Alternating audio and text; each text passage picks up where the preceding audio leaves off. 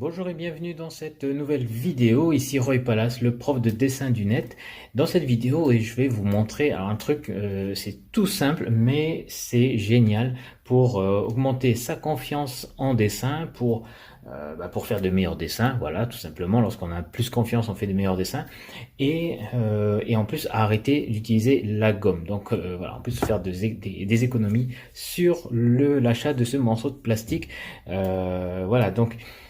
et puis bon voilà, arrêter de dessiner en faisant des erreurs et puis de gommer aussi. Bon, c'est quand même plus impressionnant hein, lorsqu'on fait un dessin d'une traite comme ça, sans faire d'erreur. Enfin en tout cas, sans faire d'erreur avec des guillemets.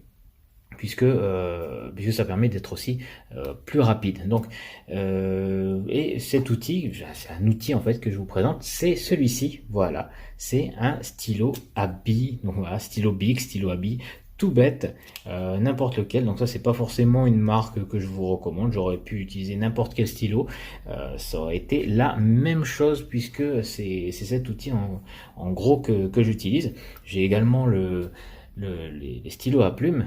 Mais les stylos à plumes, bon voilà, c'est quand même, c'est quand même plus onéreux, c'est pas tout le monde qui l'utilise. Là, l'avantage, c'est que quand même, là, c'est banal en fait. On l'utilise depuis qu'on est à l'école, même avant. On continue de l'utiliser, ça se trouve partout, c'est pas cher, et en plus, ça permet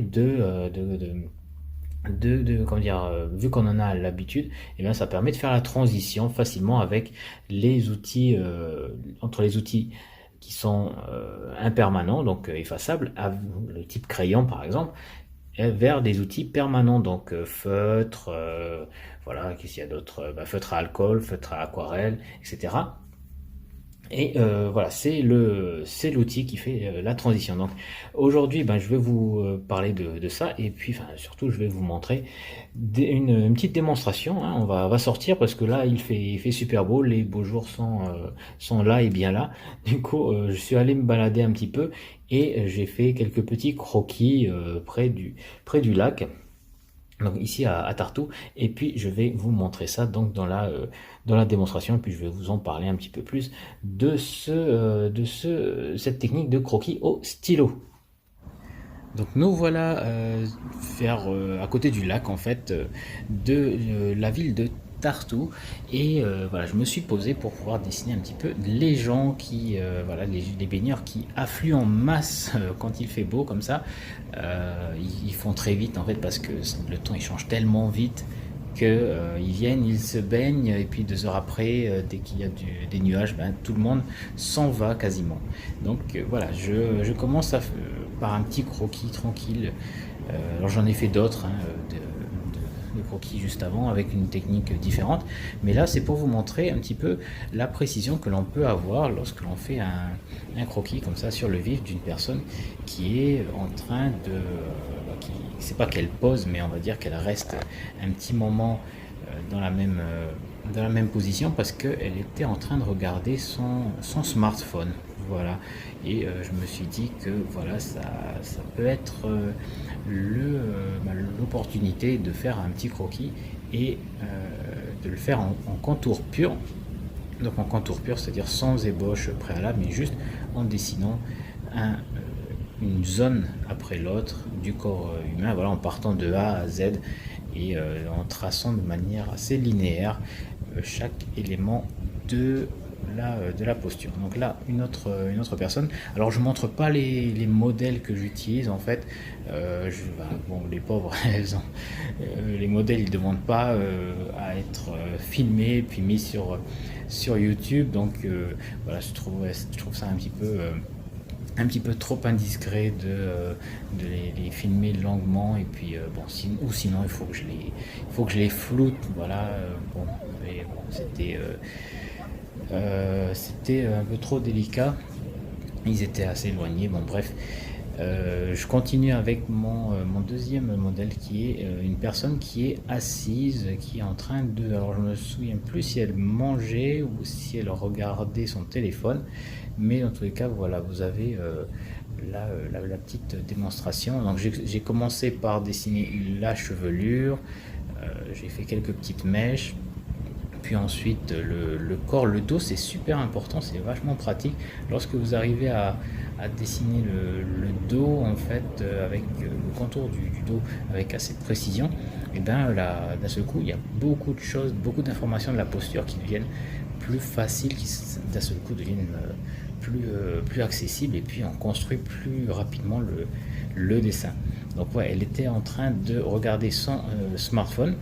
Et une petite note là, c'est que les mains, c'est assez difficile de dessiner les mains. Ce que je fais, c'est que moi, je fais des petites griffes, en fait. Plutôt que d'essayer de les faire avec des doigts un peu arrondis et tout, j'ai remarqué que c'est plus précis et c'est plus facile de rendre les doigts naturels, en tout cas vus de loin, avec des griffes. Et voilà, donc ça enrichit un petit peu aussi le croquis, parce que souvent il y a beaucoup de courbes et des angles comme au bout des doigts, voilà, des choses assez pointues. Ça donne un rythme différent au dessin. Donc là, il y a une personne qui est en train qui est assise, voilà, tranquillement, en train de regarder en direction du lac, et elle a la main posée sur la jambe, et au moment où je dessine, en fait, elle a changé de position, mais j'avais suffisamment dessiné pour pouvoir continuer le croquis, le dessin, sans avoir à me demander, sans avoir à la voir, cette femme-là, dans la même position. Donc j'ai pu continuer en imaginant un petit peu le reste de la silhouette, tranquillement. Voilà. Voilà, donc elle avait le maillot de bain, la chevelure. Voilà, je trace la silhouette qui passe autour de l'oreille. Voilà. Je dessine pas les visages. Les visages, je m'y aventure pas. C'est déjà assez compliqué là de faire des petits dessins de personnes qui sont très éloignées, et puis en plus je dessine à travers la caméra, c'est-à-dire que je regarde l'écran de la caméra, et je vois ma feuille par ce biais-là. En fait, je vois pas directement ma feuille, donc c'est un exercice pas facile, mais bon, je trouve que je m'en sors quand même plutôt bien. Voilà. On va en faire un autre. Alors là, cette fois-ci, c'est une dame avec un chapeau. Enfin, un chapeau, et donc j'essaie de capter les ondulations, par exemple, les courbes du couvre-chef. Voilà, je continue avec la chevelure, le dos, encore une fois, et l'épaule, le bras. Donc c'est assez. Ça aide beaucoup en fait de dessiner d'abord le dos, puis ensuite d'aller sur la partie opposée, c'est-à-dire l'épaule et le bras, pour continuer. Et ça permet comme je l'ai dit, avec le dos, d'avoir déjà pas mal d'informations sur la position de la posture.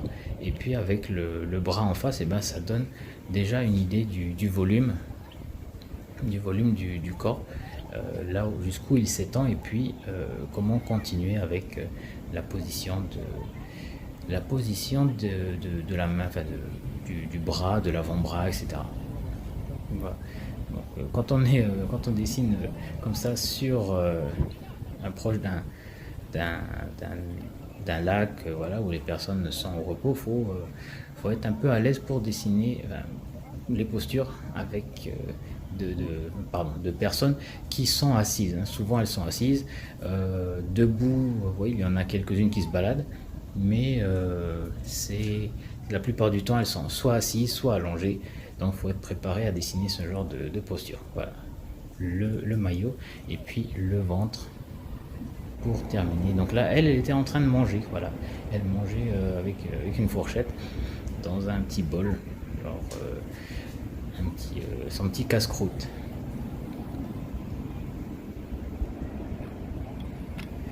Et je vais terminer avec ce modèle-ci, qui est une petite fille, cette fois-ci, qui est,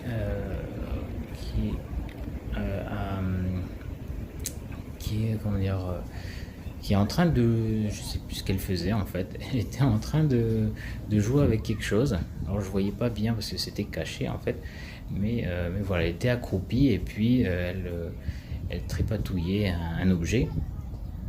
Donc Là, j'ai commencé avec la tête, le dos également, le maillot. Et puis là, c'était vraiment important, c'est de, de bien capter que le fessier il soit pas au ras du sol. Souvent moi je faisais cette erreur, c'était que la personne elle est accroupie et puis je dessinais le bassin vraiment proche du sol comme si elle était assise. Et le problème c'est que quand on dessine ensuite les jambes, et ben on a l'impression que soit elle est assise, soit que le truc, la pose elle est pas équilibrée, quoi, que la personne elle est vers l'arrière et puis elle tombe. Donc il faut bien qu'il y ait un écart entre les pieds et puis le bassin pour que ça soit naturel. Voilà pour cette partie de la démonstration. Donc, maintenant, vous savez comment réaliser des croquis au stylo. Enfin, en tout cas, vous avez vu comment ça se passe. C'est pas bien méchant, c'est comme un crayon en fait. Mais par contre, si vous voulez avoir, si vous voulez vraiment utiliser presque à son plein potentiel le stylo à billes et puis que vous voulez pouvoir faire des croquis, des petites scènes en fait de dessin avec des personnages, croquer une partie de la ville, un lieu, l'animer, voilà, donner peut-être même un petit peu comme ce dessin que je vous montre d'ailleurs, qui sont dans la formation, ce genre de petits croquis euh, un petit peu plus, comment dire, sophistiqué. Voilà, donc j'ai préparé une formation qui vous explique comment utiliser les croquis au stylo à billes et en extérieur. Donc comment croquer rapidement au stylo à billes à l'extérieur et sans gommer. Donc voilà, c'est un coup, enfin non, c'est d'une pierre trois coups. Voilà. Donc la formation, c'est une formation vidéo. On suit, voilà, on se log sur un site privé. Donc vous recevez les identifiants après votre inscription et puis vous suivez les modules qui sont disponibles immédiatement. Donc il n'y a pas de durée de limite de visionnage. Donc vous pouvez prendre le temps que vous voulez pour les visionner. Et puis après, j'ai inclus aussi une liste de bonus pour voilà d'exercices bonus en fait sur 21 jours pour vous permettre de varier votre pratique à la fin des modules vidéo pour pouvoir vous exercer et puis avoir une petite consigne, voilà, un petit défi de dessiner tel modèle, de dessiner avec telle technique, d'essayer telle étape, de faire, voilà, d'essayer de varier un petit peu et puis comme ça de continuer à progresser parce que malheureusement je connais des gens qui, lorsqu'ils regardent une formation ou un cours, et ils regardent ça comme si c'était un DVD ou une série Netflix. Et puis, ils regardent ça, c'est bien, ils ont appris des choses, mais ils font rien derrière. Et ça, c'est un peu dommage parce que c'est en faisant qu'on progresse.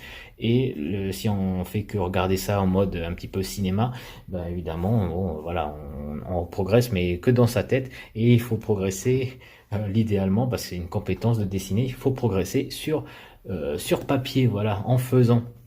Donc voilà donc pour cette vidéo, ça se passe en dessous, hein. Si vous avez, si ça vous intéresse, si ça vous parle, vous pouvez voir le programme qui est accessible dans la description si vous êtes sur YouTube ou sur le site privé, donc dans la description le bouton. Et donc voilà, après c'est pour les gens voilà qui veulent pas apprendre qui veulent pas s'embêter à apprendre la perspective, qui veulent pas les bases lourdes, moi j'appelle ça les compétences lourdes du dessin qui sont bien à apprendre, qui sont utiles, mais voilà ça demande de beaucoup d'implication et il y a des gens qui veulent pas s'embêter à savoir tracer les points de fuite, les lignes de fuite, etc. D'autres ils veulent pas apprendre l'anatomie en détail pour pouvoir dessiner le corps humain, voilà, pour faire des petits croquis de personnages rigolos, c'est pas nécessaire. Donc voilà, c'est pas une formation qui explique toutes ces compétences lourdes, mais voilà, je donne l'essentiel vraiment pour pouvoir se débrouiller avec le minimum et puis commencer à s'amuser dès la première vidéo, la première leçon, vous serez capable de vous lancer et puis de faire vos premiers croquis et puis voir déjà la manière un peu différente certainement de ce que vous avez l'habitude de faire pour dessiner et vous aurez déjà votre première feuille avec les quelques petits croquis d'exercice sur votre bureau dès la première leçon, après 10 minutes de leçon. Donc voilà, ça se passe en bas dans la description si vous êtes sur YouTube, encore une fois, et sur le bouton sous cette vidéo. Donc si vous êtes inscrit au blog, vous pouvez télécharger cette vidéo là. Et voilà, donc si vous n'êtes pas inscrit au blog, ben voilà, vous pouvez regarder sur YouTube, mais vous pouvez pas la télécharger. Et si vous êtes inscrit à ma newsletter, donc parmi mes inscrits par mail qui reçoivent mes vidéos par email, eh bien vous avez à partir de maintenant une démonstration supplémentaire, enfin des petits croquis supplémentaires. Donc voilà, si vous n'êtes pas inscrit au blog et que vous êtes juste en train de regarder sur YouTube cette vidéo, bon voilà, la vidéo elle s'arrête ici pour vous. Donc n'hésitez pas à faire un tour sur le blog et puis à vous inscrire à ma newsletter. Comme ça vous aurez déjà l'avance des promotions qui vont sortir, de temps en temps des réductions, et les nouveautés des livres que je sors. Et puis voilà, le téléchargement des vidéos, en plus de la deuxième partie qui est réservée aux membres inscrits. Donc voilà, tout est dit. Donc là, on passe sur la partie pour les membres inscrits au site. Et pour les autres, je vous souhaite une bonne continuation. Et puis rendez-vous à la prochaine vidéo. D'ici là, portez-vous bien.